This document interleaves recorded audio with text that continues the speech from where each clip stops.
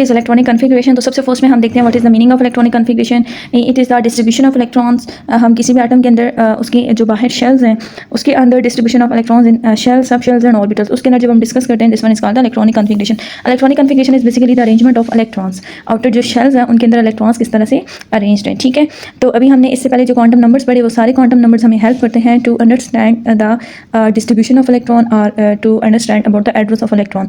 तो हमें जब इलेक्ट्रॉन के एड्रेस का आइडिया हो जाए तो फिर हम नेक्स्ट उसकी डिस्ट्रीब्यूशन किस तरह से हमने उनको अरेंज करना है ऑर्बिटल्स के अंदर, सब शेल्स के अंदर, तो वो हम सारी चीज़ को किसके अंदर देखते हैं, इलेक्ट्रॉनिक कन्फिग्रेशन के अंदर देखते हैं। तो उसके बाद नेक्स्ट आपको गिवन है कि इलेक्ट्रॉनिक कन्फिग्रेशन हम कैसे लिखते हैं किसी भी स्पीशी की इलेक्ट्रॉनिक कन्फिग्रेशन। लाइक अगर मेरे पास यहाँ मैं बात करूँ कार्बन 6 की, तो हम इलेक्ट्रॉनिक कन्फिग्रेशन कैसे लिखेंगे, ठीक है, 1s2 2s2 N2p2 हम इस तरह से लिखते हैं। तो हमें गिवन है कि नोटेशन ऑफ सब शेल्स के हम इलेक्ट्रॉनिक कन्फिग्रेशन में सब शेल्स को कैसे रिप्रेजेंट करते हैं। सब शेल्स लाइक S P हम इनको कैसे रिप्रेजेंट करें। तो यहाँ जो सब शेल सिंबल हम यूज़ करते हैं 1s 2s 2p 3s, इसके अंदर मैंने आपको ऑलरेडी बताया आपका जो 1 नंबर है, this 1 number is showing the principal quantum number, ठीक है। एंड आपके पास जो S है ये आपको शो कर रहा है एजीमुथल क्वांटम नंबर, और इसके ऊपर आपके पास जो सुपरस्क्रिप्ट है, जो ऊपर पावर है, this power is showing the number of electrons.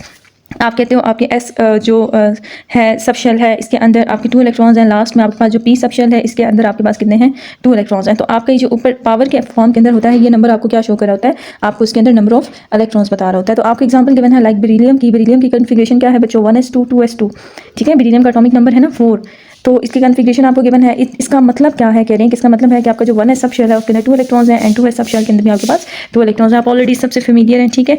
तो इलेक्ट्रॉनिक कन्फिग्रेशन को रिप्रेजेंट करने के लिए हम बेसिकली हम जो यूज़ करते हैं बेसिक कन्फिग्रेशन के अंदर मेन इंपॉर्टेंट रोल प्ले कर होता है आपका प्रिंसिपल क्वांटम नंबर, जो कि नंबर्स के फॉर्म के अंदर होता है लाइक 1 2 3। एंड सेकेंडली आपके पास जो रोल प्ले कर होता है वो आपके पास होता है आपके पास azimuthal quantum number like sub shells S P D F, ठीक है। तो हमारे पास जो इलेक्ट्रॉनिक कन्फिग्रेशन है this one is basically the arrangement of electrons in the different sub shells, ठीक है। हम इसके बारे में बात करते हैं। उसके बाद नेक्स्ट आपको गिवन है कि इलेक्ट्रॉनिक कन्फिग्रेशन के अंदर हम ऑर्बिटल्स की रिप्रेजेंटेशन किस तरह से करते हैं, ठीक है। तो कल भी हमने देखा orbital mean magnetic quantum number, orbital mean magnetic quantum number. आपने बच्चों एक चीज़ माइंड में रखनी है, जब भी बात होगी शेल्स की it means we are talking about N। What is N? N is the principal quantum number.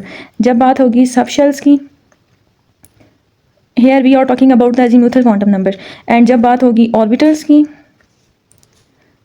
So here we are talking about the magnetic quantum number, ठीक है। इस चीज़ को आपने माइंड में रखना है कि शेल्स फिर उसके अंदर फर्दर सब शेल्स एंड सब शेल्स की फर्दर डिस्ट्रीब्यूशन होती है ऑर्बिटल्स के अंदर। और जब हम स्पिन की बात करेंगे तो हम स्पिन क्वांटम नंबर की बात कर रहे हैं, ठीक है। तो अब यहाँ बात क्या कर रहे हैं कि हम रिप्रेजेंटेशन किस तरह से करते हैं कि आपका जो हर ऑर्बिटल है उसके अंदर मैक्सिमम 2 इलेक्ट्रॉन्स आ सकते हैं। ये चीज़ मैंने कल भी आपको बताई थी। एंड जो इलेक्ट्रॉन्स उनको हम रिप्रेजेंट किस तरह से करते हैं, हर ऑर्बिटल के अंदर 2 इलेक्ट्रॉन है। एंड स्पिन क्वांटम नंबर के अंदर हमने कल भी देखा था कि ऑर्बिटल के अंदर जो दोनों इलेक्ट्रॉन हैं वो सेम स्पिन के साथ नहीं हो सकते, their spin must be opposite, उनकी स्पिन एक दूसरे से ऑपोजिट हो। तो आपको जो +1/2 क्लॉकवाइज एंड इसको आप अपवर्ड डायरेक्शन में एरो शो करते हैं, डाउनवर्ड डायरेक्शन में आप एंटी क्लॉकवाइज जो है इसको रिप्रेजेंट करते हैं, ठीक है। तो अभी हम यहाँ हमें नीचे बता रहे हैं कि आपको ये जो एग्जाम्पल गिवन है इस एग्जाम्पल के अंदर अगर हम देखें तो हमें जो किसी भी स्पीशी की जो कन्फिग्रेशन है ना उसका हम बॉक्स की फॉर्म के अंदर रिप्रेजेंट कर सकते हैं। लाइक अगर जैसे आपको एग्जाम्पल गिवन है बोरॉन की, तो बोरॉन की एटॉमिक नंबर 5 है, कन्फिग्रेशन आ रही है 1s2 2s2 एंड 2p1, ठीक है। P सब शेल के अंदर एंड P ऑर्बिटल के अंदर आपके पास कितने इलेक्ट्रॉन्स हैं, आपके पास हैं इसके अंदर 1 इलेक्ट्रॉन, ठीक है। अब यहाँ इसको एक चीज़ ध्यान से समझें, मैं यहाँ लिख रही हूँ बोरॉन की कन्फिग्रेशन। अब एक चीज़ बच्चों समझें कि जब हम बेसिक लेवल के ऊपर कन्फिग्रेशन लिखते हैं ना तो हम उसके अंदर ऑर्बिटल्स लेवल तक नहीं लिखते, हम जस्ट लिखते हैं उसको शेल्स और सब शेल्स में। लेकिन अगर मैंने डिटेल में इसको एक्सप्लेन करना हो ना तो मैं इसको फर्दर एलेबोरेट करके लिखूंगी according two orbitals like 1s2 S2 S का तो ऑर्बिटल क्या है, S ही है। S के अंदर जो ऑर्बिटल है S का जो S अगर आपके पास एजीमुथल क्वांटम नंबर है तो उसका मैग्नेटिक क्वांटम नंबर भी 1 ही था, S ही था, तो उसको तो हमने एज इट लिखा। एंड 2s का भी क्या है, उसको भी हमने जो 2p है बच्चों ये आपके पास कल हमने देखा था, ये फर्दर कितने में डिवाइडेड था 3 के अंदर, किस में 2px 2py and next one is the 2pz, ठीक है। ये चीज़ हमने कल भी देखी, ठीक हो गया, 2px 2py एंड 2pz। अब आपके पास इलेक्ट्रॉन क्या है, एक है, तो ये इलेक्ट्रॉन जस्ट फर्स्ट वाले के अंदर आएगा, ठीक है। मैंने इसको ओपन करके देखा। अब नेक्स्ट अगर इसकी ऑर्बिटल डायग्राम की बात करें कि ऑर्बिटल डायग्राम इनकी कैसे आएगी, तो वो हम क्या करते हैं लाइक 1s2 का ये ब्लॉक बनाया, हम ब्लॉक्स की फॉर्म के अंदर इसको रिप्रेजेंट करते हैं। 1s2 का हमने ये ब्लॉक बनाया, 2s2 का हमने ये ब्लॉक बनाया एंड p के तीनों ब्लॉक्स इकट्ठे रखेंगे, क्यों, क्योंकि इन सब की एनर्जी सेम है, सेम एनर्जी वाले हैं, ठीक है। अब 1s2 के अंदर जो दो इलेक्ट्रॉन्स हैं उनको कैसे रिप्रेजेंट करेंगे, एक क्लॉकवाइज दूसरे को एंटी क्लॉकवाइज। 2s2 के अंदर दोनों इलेक्ट्रॉन्स को, एक क्लॉकवाइज नेक्स्ट वन को एंटी क्लॉकवाइज। एंड 2p के अंदर जस्ट वन इलेक्ट्रॉन है तो उसको हम ऐसे रिप्रेजेंट करेंगे। तो आप इसको कह सकते हो ऑर्बिटल डायग्राम, एंड जिसमें हमने जो उसके अंदर है आपके पास डिफरेंट स्पीशीज़ हैं, लाइक जो नंबर्स हैं वो आपने ऑर्बिटल्स की फॉर्म के अंदर उनको मेंशन किया। तो मैंने 2px 2py 2pz इसको ओपन करके लिखा है यहाँ, ठीक है। तो ये आपके पास होती है ऑर्बिटल डायग्राम। यहाँ तक आपको समझ आ गई। इसका हम एक और एग्जांपल देखें, लाइक मेरे पास अगर एग्जांपल है फ्लोरीन की, आपको बच्चों को पता है फ्लोरीन का एटॉमिक नंबर क्या है 9। कन्फिग्रेशन लिखें 1s2 2s2 एंड 2p5। अब मैं इसको ओपन करके लिखूँ अगर, मतलब ये बेसिक लेवल पे, और मोस्टली आपकी कॉपीज़ के ऊपर भी, बुक्स के ऊपर भी आपको ऐसी कन्फिग्रेशन लिखवाई जाती है आसानी के लिए, ठीक है। लेकिन अगर हम चाहें तो हम इसको ओपन भी करके लिख सकते हैं। कैसे? ऑर्बिटल लेवल तक ना 1s2 2s2 2px 2py and 2pz। अब आपके पास 5 इलेक्ट्रॉन्स है ना, और हर ऑर्बिटल के अंदर मैक्सिमम कितने इलेक्ट्रॉन्स आ सकते हैं 2। तो पहले 2 के अंदर रखेंगे 2, देन 2, और इसके अंदर क्या आएगा 1 आएगा। अब इसकी अगेन हम लिखें डायग्राम बनाएं तो पहला ऑर्बिटल, इसके अंदर 2 इलेक्ट्रॉन, नेक्स्ट एंड जो p के तीनों हैं इनके अंदर क्या है, पहले के अंदर 2, इसके अंदर 2 इलेक्ट्रॉन, और इसके अंदर क्या है जस्ट 1 इलेक्ट्रॉन, ठीक है। तो इस तरह से आपको एक जो ऑर्बिटल डायग्राम है वो आपको गिवन है डिफरेंट केसेस की, ठीक है। उसके बाद हमें नेक्स्ट गिवन है कि इलेक्ट्रॉनिक कॉन्फ़िगरेशन शेल्स के अंदर, कि हम बेसिकली जो शेल्स के अंदर इलेक्ट्रॉन्स को अरेंज किस तरह से करेंगे, ठीक है। तो उसके लिए हमें पहले एक चीज़ माइंड में रखनी है कि इलेक्ट्रॉन्स की डिफरेंट शेल्स के अंदर अरेंजमेंट से पहले शेल्स के जो नेम है वो आपके पास क्या है, KLMN, ठीक है, KLMN हम इनको रिप्रेजेंट करते हैं। आपको शेल्स की कैपेसिटीज़ का आइडिया हो, ठीक है। हमने प्रिंसिपल क्वांटम नंबर के अंदर इसको फॉर्मूला सारी चीज़ों से हमने इसको कैलकुलेट किया। लाइक K शेल है तो उसके अंदर आपके पास 2 इलेक्ट्रॉन्स हैं, आपके पास अगर L शेल है तो उसके अंदर आपके पास मैक्सिमम 8 इलेक्ट्रॉन्स आ सकते हैं, M के अंदर 18 आ सकते हैं, N के अंदर आपके पास 32 आ सकते हैं। इससे ज़्यादा इलेक्ट्रॉन नहीं आ सकते इन शेल्स के अंदर। तो आपने उसके अरेंजमेंट करते हुए इस चीज़ को ध्यान में रखना होता है, ठीक है। और इनके नेक्स्ट आपको ऑर्बिटल्स भी गिवन है, सब शेल्स भी गिवन है कि इसके अंदर कौन कौन से ऑर्बिटल्स, कौन कौन से सब शेल्स प्रेजेंट है। लाइक आपको एग्जांपल गिवन है हाइड्रोजन की, हाइड्रोजन के अंदर 1s1 आपका शेल है, जस्ट एक इलेक्ट्रॉन है, so this one is present in the K shell. Helium के केस के अंदर 1s2 दो मैक्सिमम 2 इलेक्ट्रॉन्स तो आ सकते हैं, so this one is also present in the K shell. Sodium के केस के अंदर आपका देखिए 1s2 ये आपका आ गया K shell, and 2s2 and 2p6 ये आपके पास आ गया L शेल, एंड तीसरा आपके पास जो प्रेजेंट है वो आपके पास क्या 3s1, क्योंकि 2p6 के बाद उसकी लिमिट खत्म हो गई थी सेकंड शेल में ना। देखिए 2s2 के अंदर 2 इलेक्ट्रॉन एंड 2p6 के अंदर 6 इलेक्ट्रॉन, तो आपके पास यहाँ टोटल 8 इलेक्ट्रॉन्स पूरे हो गए थे। अब इस शेल की लिमिट खत्म हो गई थी, तो अब फिर वो जो नेक्स्ट इलेक्ट्रॉन है वो किसके अंदर गया, वो थर्ड जो शेल है जो M शेल है उसके अंदर गया। तो आपको सोडियम के केस के अंदर कौन कौन से शेल्स इन्वॉल्व हैं, K, L and M shell, ठीक है। अच्छा, उसके बाद अगर हम बात करें कि जब हम देखते हैं कि हम इलेक्ट्रॉन्स की डिस्ट्रीब्यूशन करते हैं डिफरेंट शेल्स के अंदर, तो किसको पहले लिखना है किसको बाद में लिखना है। लाइक अगर मैं आपको यहाँ एग्जांपल दूँ बच्चों, हम जब कन्फिग्रेशन लिखते हैं, हम सिंपलेस्ट केस ले लेते हैं, लाइक मैं बात करूँ नाइट्रोजन की। नाइट्रोजन का एटॉमिक नंबर है 7, हम कन्फिग्रेशन लिख रहे हैं 1s2 2s2 एंड 2p3, ठीक है। एक तो ये केस आ गया, ये मैंने कन्फिग्रेशन लिखी। तो मैंने ऐसे क्यों किया कि 2p को मैंने बाद में लिखा है, 2s को मैंने पहले लिखा है, ठीक है। ऐसे भी तो हो सकता था कि मैं कन्फिग्रेशन ऐसे लिखती कि मैं यहाँ लिखती 1s2 2p2 एंड या 2p3 एंड 2s2, ऐसा केस भी हो सकता था। या अगर मैं 2p को पहले लिख रही हूँ तो मैं क्या करूँ, p के अंदर कितने इलेक्ट्रॉन्स आ सकते हैं, p के अंदर आपके पास इलेक्ट्रॉन्स आ सकते हैं 5, तो मैं सारे के सारे इलेक्ट्रॉन p के अंदर रख देती और आपका जो 2s है उसको लिखने की ज़रूरत ही ना पड़ती, ठीक है। तो इस तरह से क्यों है कि मैंने पहले 2s लिखा, बाद में मैंने 2p लिखा, और 1s2 को हमेशा सबसे फर्स्ट में रखना है। मतलब ये कहीं ऐसा लिखा हुआ तो नहीं है ना कि हम 1s को, ये चले अगर 1s को रख भी देते हैं, हम कहते हैं कि K शेल पहले आ रहा है, तो L शेल के अंदर तो S एंड P दोनों है। तो हमने ऐसे क्यों किया कि हमने पहले जो है वो S को रखा और बाद में हमने किसको रखा, P को रखा, ठीक है। तो इसको अभी हम देखते हैं। इसके अलावा जैसे देखें अभी हमने सोडियम की एग्जांपल दी, तो सोडियम के एग्जांपल के केस में ऐसे क्यों है कि मैंने ये जो 2p के बाद मैं 3p भी तो ला सकती थी, मैंने 3s को पहले क्यों लिखा, ठीक है। तो अब ये अरेंजमेंट क्या है, आपने कौन से सब शेल को, कौन से ऑर्बिटल को पहले रखना है, इसके लिए आपके कुछ रूल्स हैं। तो हम इसको क्या कहते हैं, this one is called distribution of electrons इन सब शेल्स और ऑर्बिटल्स, कि हम इलेक्ट्रॉन्स की डिस्ट्रीब्यूशन को देखते हैं कि इलेक्ट्रॉन्स किस तरह से डिस्ट्रीब्यूट हुए हैं इन डिफरेंट सब शेल्स या ऑर्बिटल्स के अंदर। तो आप यहाँ मेजर मसला कहाँ आता है, मल्टी इलेक्ट्रॉन एटम्स में ना, मल्टी मतलब जिसमें 2 से ज़्यादा इलेक्ट्रॉन्स हो, 1 या 2 इलेक्ट्रॉन हो तो फिर तो मसला ही कोई नहीं है ना, वो तो पहले ही शेल में जाएंगे डेफिनेटली। तो आपके कुछ रूल्स हैं जो कि आपको ओबे करने पड़ते हैं। Number 1 is the Aufbau principal, ठीक है, काफ़ी इंपॉर्टेंट प्रिंसिपल है। अब अफबाउ जर्मन वर्ड है जिसका मीनिंग है बिल्डिंग अप। बिल्डिंग अप का मतलब है कि इंक्रीजिंग साइड पे जाना, ठीक है। बिल्डिंग अप का मीनिंग है कि लोअर से हायर साइड पे जाना। तो अफबाउ प्रिंसिपल आपको क्या कहता है कि electrons occupy the lowest energy orbitals first and then progressively higher ones. Means के या आप सेकेंडली इसकी वर्डिंग आप ऐसे कर सकते हो कि electrons are arranged in the different shells different sub shells according to their increasing energy levels. जैसे जैसे ऑर्बिटल्स का एनर्जी लेवल ज़्यादा होता जाता है हम इलेक्ट्रॉन्स को प्लेस करते जाते हैं, पहले सबसे कम वाले में, फिर उससे ज़्यादा, फिर उससे ज़्यादा, फिर उससे ज़्यादा, ठीक है। तो अब ये वही है कि इलेक्ट्रॉन्स पहले लोएस्ट एनर्जी ऑर्बिटल्स को फिल करते हैं एंड देन अब वो जाते हैं हायर एनर्जी लेवल्स पे। अब आपके पास बहुत से ऑर्बिटल्स हैं, मेरे पास 1s है, 2s है, 2p है, 3s है, 3p है, मुझे कैसे पता चलेगा कि किसकी एनर्जी ज़्यादा है एंड किसकी एनर्जी कम है, ठीक है। तो ऐसे तो नहीं आइडिया हो सकता कि अब मैं जैसे मेरे पास है 3s है, 3p है, 3d। अब ये तो कहीं ऐसा नहीं है कि मैं पहले 3s ही लिखूँ लाजमी, मैं पहले 3d पहले लिखूँ, 3p बाद में लिखूँ एंड 3s को सबसे एंड पे रखूँ। तो ये हमें कैसे आइडिया होगा? तो हमें जो सब शेल्स है ना उसको हमें अरेंज करने पड़ते हैं एनर्जी वाइज, एंड हम एनर्जी वाइज उनको कैसे अरेंज करते हैं उसके लिए हमें चाहिए होते हैं दो quantum numbers, principal quantum number and azimuthal quantum number. ये दो क्वांटम नंबर्स हैं जो कि हेल्प करते हैं to determine the energy levels of the shells, कि इनसे शेल्स या सब शेल्स ऑर्बिटल्स इनकी हमें एनर्जी का आइडिया होता है। आप इसको माइंड में रखना है कि दो ऐसे क्वांटम नंबर्स हैं, principal and azimuthal. Magnetic quantum number किसमें रोल नहीं है। आपके जो दो क्वांटम नंबर्स हैं ये आपको हेल्प करते हैं टू कैलकुलेट द एनर्जी और to estimate the energy of the energy of the shells, ठीक है, energy of the different sub shells.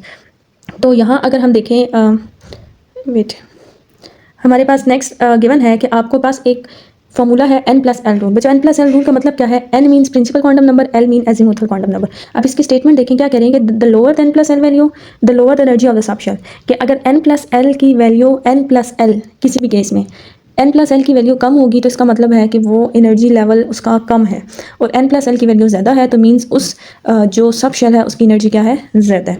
अगर कोई ऐसा केस आ जाए जिसमें आपके दोनों मतलब कोई दो ऐसे केसेस आ जाएं जिसमें n+ वैल्यू सेम हो, अब उसमें हम कैसे डिसाइड करेंगे कि किसको पहले रखें किसको बाद में रखें? तो वो जो जिसके n कम होगा उसको हम फर्स्ट पे रखेंगे। अब इसकी मैं आपको यहाँ समझाऊँ, आपको जो एग्जाम्पल गिवन है स्टूडेंट्स, पहले हम कंपैरिजन करें 4s एंड 3d का। मतलब मैंने ये चेक करना है कि 4s एंड 3d इसमें किसकी एनर्जी ज़्यादा है, ठीक है।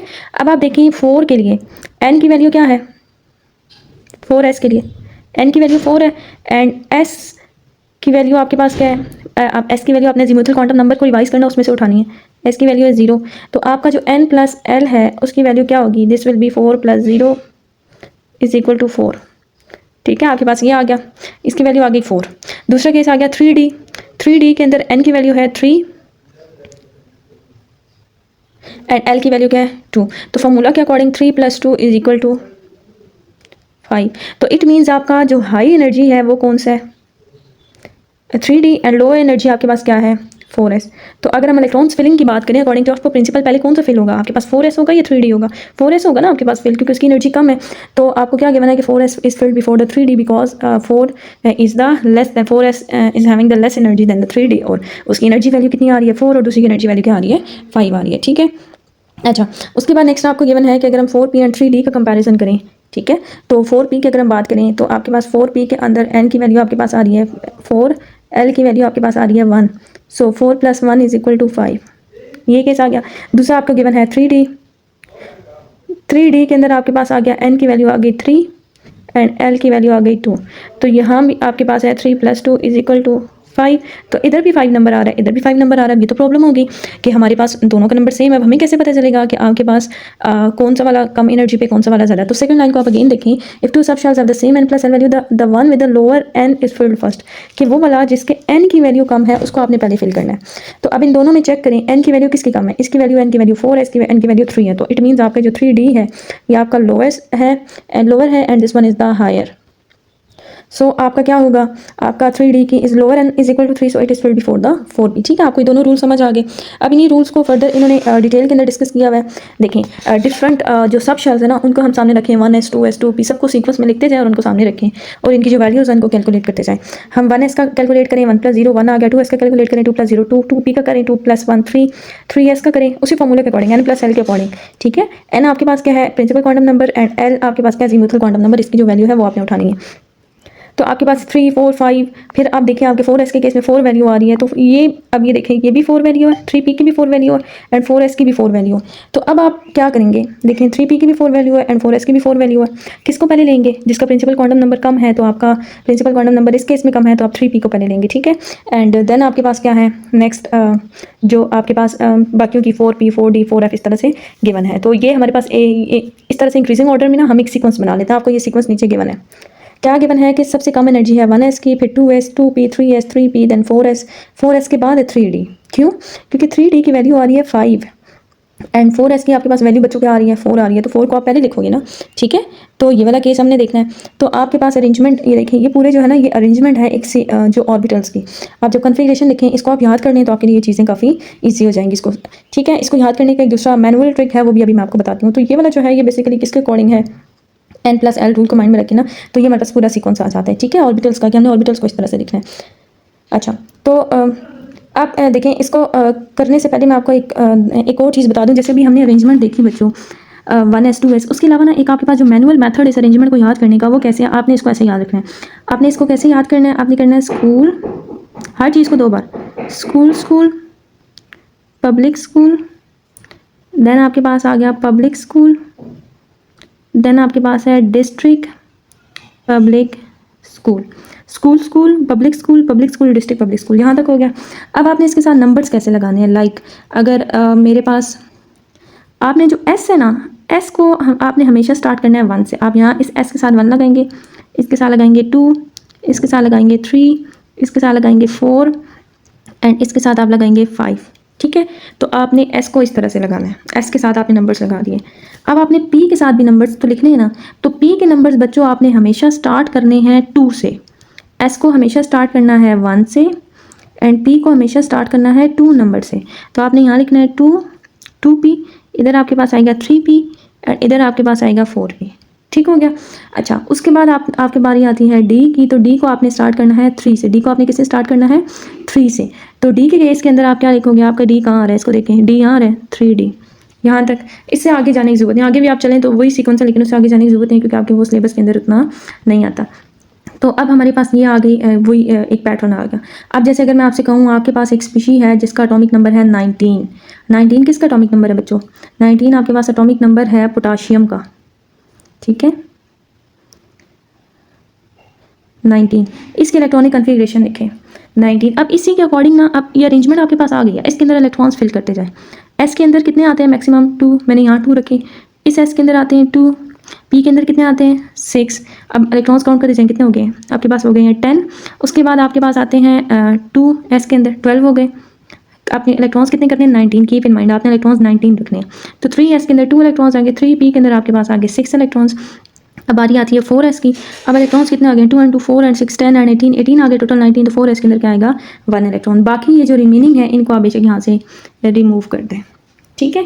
तो ये आपके पास क्या आ गई, आपके पास कन्फिग्रेशन आ गई, ठीक है। आपने किसको, इसको school school public school district public school sequence में करना है, फिर उनके साथ नंबर्स लिखने हैं और फिर आपने सिचुएशन के अकॉर्डिंग जो भी आपको स्पीशी गिवन है उसके अकॉर्डिंग इसके ऊपर जो नंबर ऑफ इलेक्ट्रॉन्स उनको आप मेंशन कर दें, ठीक है।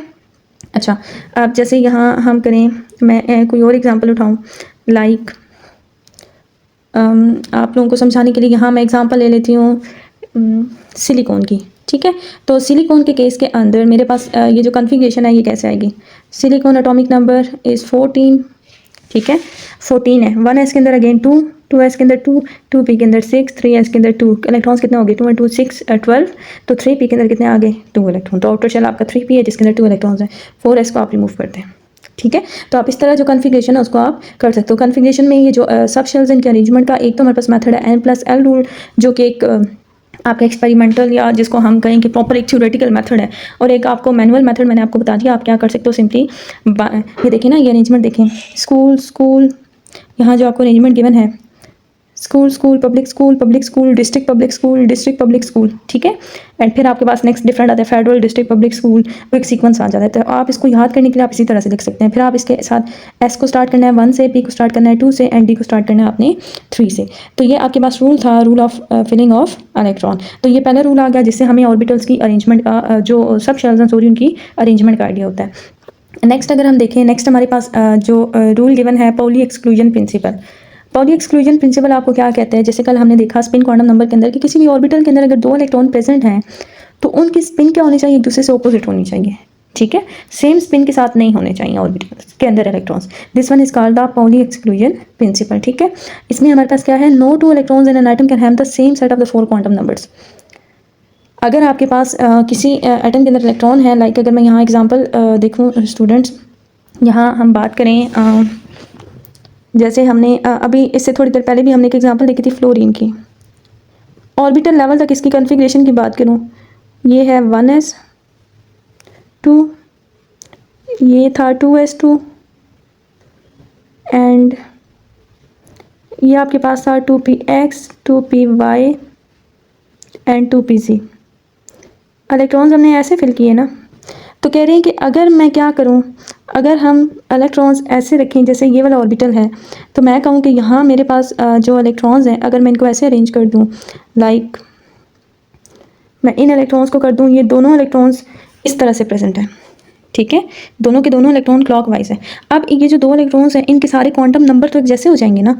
अब 2py के अंदर जो दो इलेक्ट्रॉन हैं इसके क्वांटम नंबर्स निकालें, इसकी n की वैल्यू आपके पास आएगी 2, L की वैल्यू भी आएगी 2, ठीक है। आपकी जो m की वैल्यू है वो आ रही है 0 दोनों इलेक्ट्रॉन्स की। और जब हम स्पिन की बात करेंगे तो स्पिन भी दोनों की पॉजिटिव है, इट मीन्स के चारों क्वांटम नंबर सेम हो जाएंगे। तो कह रहे हैं ऐसा पॉसिबल नहीं है, अगर पहले 3 क्वांटम नंबर सेम भी हैं तो आखिर में जाके स्पिन क्या होनी चाहिए, दोनों इलेक्ट्रॉन्स की एक दूसरे से डिफरेंट होनी चाहिए, ठीक है। तो आपके क्या, no two electrons in an atom can have the same value of the 4 quantum number, चारों क्वांटम नंबर्स की वैल्यूज इस केस के अंदर सेम नहीं हो सकती।